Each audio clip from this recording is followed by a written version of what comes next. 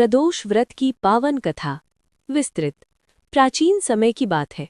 एक नगर में एक अत्यंत निर्धन ब्राह्मण अपनी पत्नी और पुत्र के साथ रहता था। वो सच्चा, धर्मपरायण और भगवान शिव का परम भक्त था। लेकिन अत्यधिक गरीबी के कारण उसका जीवन कष्टों से भरा हुआ था। कई बार उसे और उसके परिवार को भूखे पेट सोना पड़ता था। एक दिन ब्राह्मण अपनी पत्नी से बोला, मैं आज नगर में जाकर काम खोजूंगा जिससे परिवार का पालन हो सके। पत्नी ने भगवान शिव का नाम लेकर उसे विदा किया। मार्ग में साधु से भेंट हुई।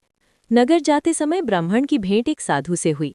साधु ने ब्राह्मण का दुख देखकर कहा, वत्स, यदि तुम प्रदोष व्रत को श्रद्धा से करोगे तो भगवान शिव तुम्हारे सारे कष्ट हर लेंगे।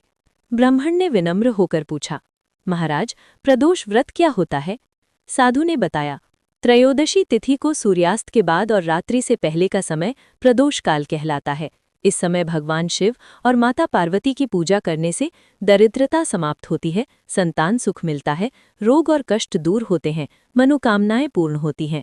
साधु ने व्रत की विधि भी समझाई और बोले, ये व्रत श्रद्धा और नियम से करना चाहिए। ब्राह्मण द्वारा व्रत आरंभ।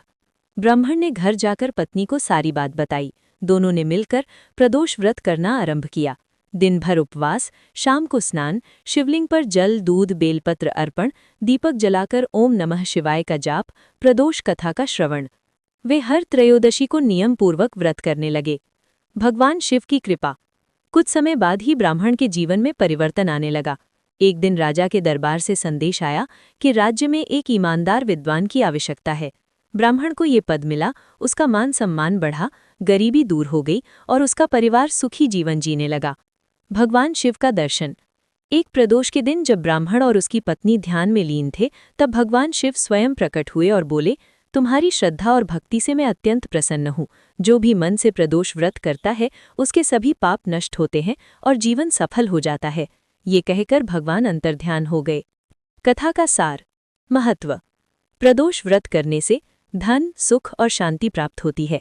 वैवाहिक जीवन सुखी रहता है। रोग, कष्ट और भय दूर होते हैं। भगवान शिव की विशेष कृपा मिलती है। निष्कर्ष।